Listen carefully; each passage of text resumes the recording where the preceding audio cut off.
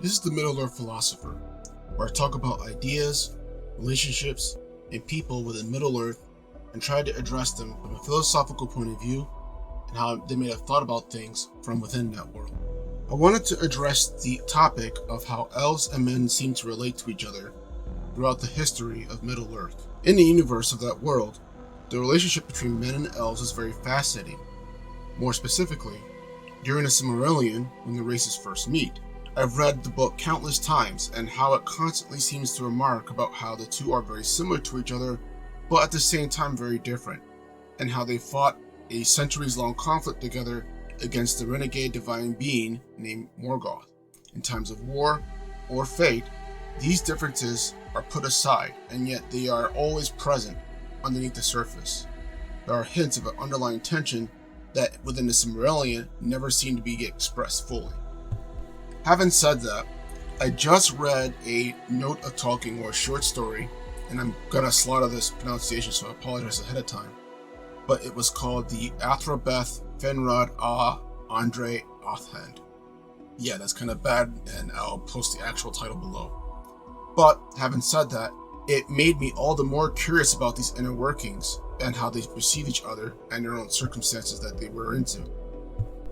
For a brief background, both races were created by the one deity, Uru-Iluvatar. However, the elves were born first, and they are divided primarily into those who stay in the west, who go to the west, and those who stay in the east. Those who stay in the east learn all about the workings of Middle-earth and experience countless ages and whatnot to develop that particular culture and how things work. Likewise, those who go to the west into Valinor, where the Valar exist, learn about the lore of what happens beyond time, about Uru and the Valar and Melkor, and just how deep the workings of Middle-earth and Arda actually go when it comes to time, space, and spirituality within their own existence. Sometime during the First Age, Morgoth, who is again the renegade divine being, flees to Middle-earth, and there initiates a war with the elves who are still living there. Not too long after this, the Noldor, who were a tribe of elves who had left to go to the west, come back to Middle-earth to pursue Morgoth and wage war with him. They make alliances with the elves still living in Middle-earth and continue a centuries-long battle with him that continues throughout the entirety of the First Age. And it is within this context that the men of the West are more or less born into, because men are born about the time when the Noldor first arrive in Middle-earth from Valinor, and they spend centuries trying to migrate west, as they say, fleeing a great darkness that seems to pursue them. When humans are discovered, the elves find that they make great allies in war. However, they find that they are also too different to live side by side with them, so they give them their own lands to exist on and live out their lives and continue their own cultures. Now, the Silmarillion mostly tells this perspective from the elf side, who, even on the friendliest of terms, still look upon humans like they are a distant relation, a family member that is recognized but at the same time barely recognized. Humans are afraid of the night, whereas elves tend to revere it. They are difficult to understand in their mindset and in their ways, and they do not always have the clearest of intentions that the elves can read, which makes some of the elves suspicious of them. Most importantly was, however, their difference in the sense of time, which was drastically different, and this is what the biggest divide between humans and elves. This is primarily rooted, as all Tolkien fans know, within the idea that mortals die and elves do not. However, the Athenbath, which is what I'm going to just call this now because it's shorter and easier to say, seems to address this issue mostly from the human's perspective, and it also clearly foreshadows the latter history of Middle-earth during the Second Age. The story happens during the First Age and is about towards the end of the times of peace or interlude between the elves and the war with Morgoth. It centers around one of the elven kings, Finrod, who is having a philosophical debate with Andreth, an elderly wise woman who is wise in her later years, but also clearly has issues with the elves, and Finrod is trying to get to the bottom of this. This is mostly because Finrod, more so than any of the other elves, is more of a philosopher than a warrior. He is a philosopher king, if you will. And he was the first to actually discover humans when they first entered the West, at least Western Middle Earth, I should say. So he's always had a mission in trying to understand them. He functions mostly quite a bit as the ambassador of the humans with the other elven nobility who know about them and more or less like the humans, but at the same time they don't understand them. And they just basically go to Finrod to say, hey, you deal with this since you found them and you understand them better than we do. Now, the female philosopher Andreth is one of the few humans who will actually engage Finrod on philosophical matters, being a wise woman of her own and more knowledgeable on the lore of her ancestors than most other humans and obviously elves. The conversation tends to cover a wide range of topics. They discuss the ancient lore of men and how much of it is forgotten, and deliberately forgotten at that, and how each race tends to experience death and the afterlife, the hopes that they have in life, and why there can be no kind of physical or romantic relationship between humans and elves except under specific circumstances. What this story seems to clearly establish was that the humans and the elves have more than just a military alliance. There are layers that even after centuries of fighting together and cultural interactions, that they still don't completely understand each other, and there are issues there, but they're never completely addressed, obviously because of the war. Though many people are inspired by the elves and want to join them, eager to serve and maybe even applied to enter into romantic relationships with them, whether or not they've worked or not, humans also don't reveal much about their history to their allies.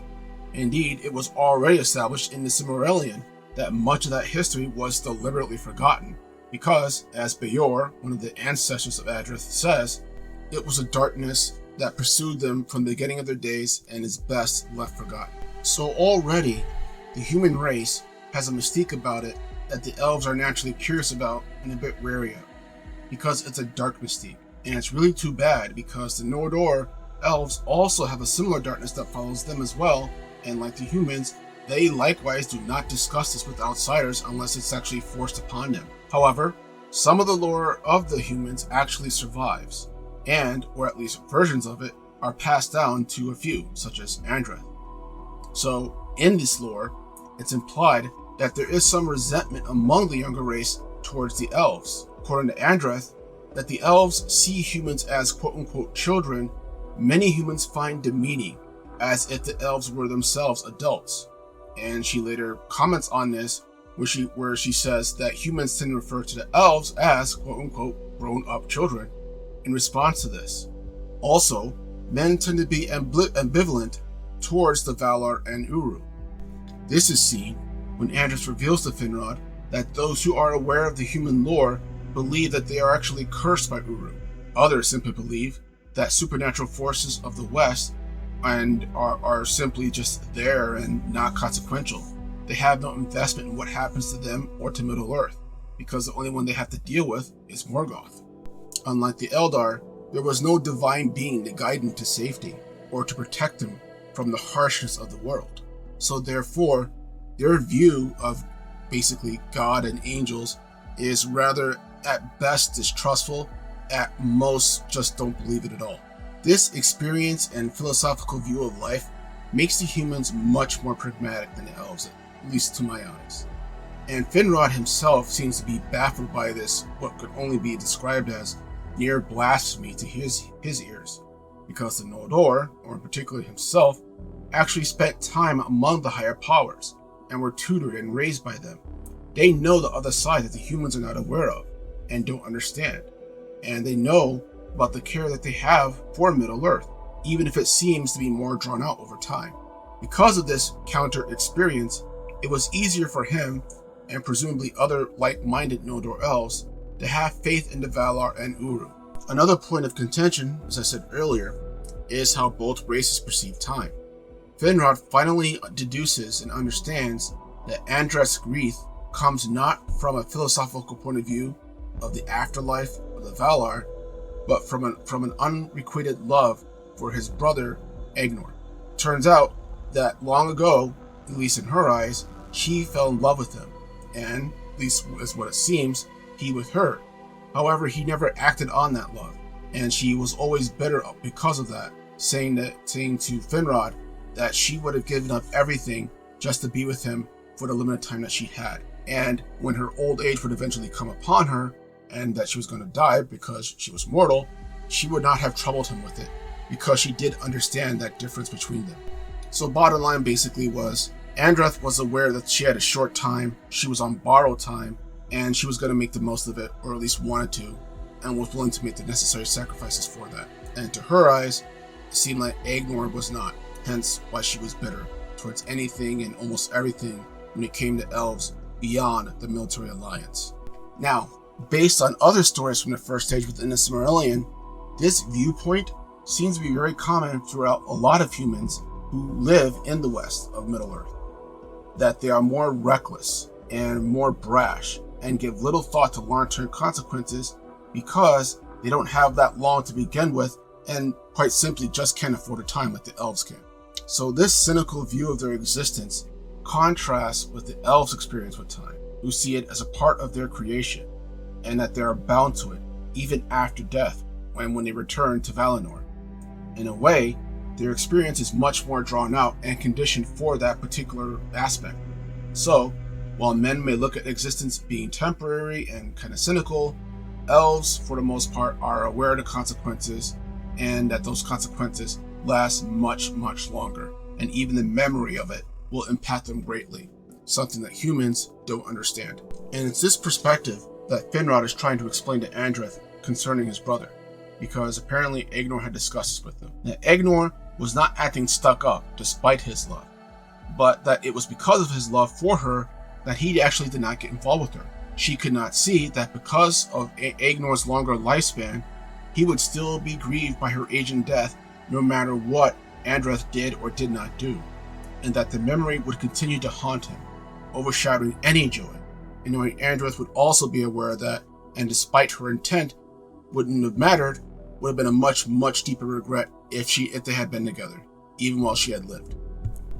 So it seemed to me that there were humans, who resent the elves as being pretentious nobles, and whether it was out of secrecy or not knowing how to deal with men's limitations, that the elves did not appear to try and correct this point of view. Not that it matters, or that it comes into play during the first age. This all later comes to a head within the second age, where the descendants of the humans, the people of Numenor, actually go to full-out war, or at least try to go to war with Valinor over this issue, trying to attain immortality, something that they feel that they deserved because of the deeds and the struggles of their ancestors. And it also occurs to me as well that it would have been helpful if Andreth and any human philosophers like herself would have written down some of these conversations that they had with the elves, so that when Sauron later on comes to deceive Numenor, that the Numenorians would have had some sort of documentation, at least hopefully anyway, that they could establish and research that there was a reason behind this disconnect between themselves and the immortals of Middle-earth. What the story also reveals, though, is that there appears to be three differing views regarding the afterlife during the first stage that humans have. Either they're atheists and believe that their death is their end, or that when hearing the lore of the Noldor and that the Valar actually exists, believe that maybe there is an afterlife, but no one knows what that entails, which is apparently even more unsettling to them. Lastly, that according to the lore, that men were supposed to be immortal like the elves themselves. However, because of a mistake that was made by their ancestors, Uru cursed them with death instead. Thus, no matter which one of these three that humans believe, it all leads to the same conclusion, an intense distrust of divine powers. Basically, humans will not and do not place much faith in the West or Uru's intentions because of their lack of intervention. That generations may go by before any one of them or their descendants or their ancestors encounters a Valar or sees her hand in anything. However, in a way, it's not strictly atheism, since they obviously have clear evidence of their existence in the person of Morgoth himself. But within this case, that still establishes little love or loyalty to them. I would say that rather their loyalty was to their elven allies, because put simply, even though they're immortal and they are kind of strange, at the same time, they're actually doing something, that they're getting their hands dirty. And this is something that a more pragmatic human race can understand and respect, even if in a limited degree. The story also reveals, though, that the elves have their own particular perspective, their own struggle with the afterlife that humans are not aware of. It turns out that to the elves, immortality is not a hope. It's not some sort of divine fruit from which that they will experience ultimate pleasure in the afterlife and just be in total bliss. This is what humans believe because they die, and a lot of times they die badly and pretty easily, it seems like. However, to the elves, this is not the case, and the humans for the most part are not aware of this. It even seems that there might be a indication that there's jealousy from the elves towards the humans, because, well, the elves die and can be reborn back in Valinor.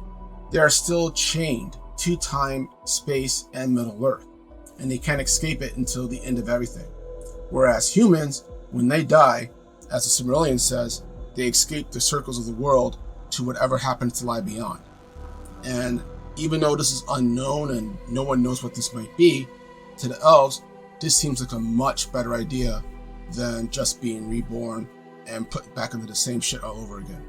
It seems like it's more of a relief or a mercy rather than a gift, as the humans would perceive it. This relationship was so deep and so intense that outside of war, it affected every aspect of their being. However, there was a fourth and later on unspoken belief that very, very few humans actually had, and that Finrod found that he could cling to regarding how humans and elves related to each other. That there were some humans who were aware of this lore and still held on to a hope that all wrongs and mistakes would be erased, and that things would be remade, and that men would again become immortal and live the lives that they were meant to live, along with the elves, who they wanted to see as brothers rather than estranged brothers. So the last point that I found interesting within this short story was how it implies that men and elves did try to have relationships, romantic relationships, outside of the 3 or 4 that happen within the Silmarillion and the Lord of the Rings. After all, as most people will attest to, just because you're told not to do something doesn't mean you're not going to try and do it anyway, even if it does fail. And on this view, Finrod himself is very cynical, saying that even if such a relationship was blessed by fate, the chances of it being successful are small, as in minimal. To him, and as to most elves, even though they are alike in many ways, human and elves, when it comes to sexuality and love and romance, are just too different. Their life experiences and how they perceive life are just too vast. The chasm is too big to bridge any kind of gap through without the help of some sort of divine or outside power.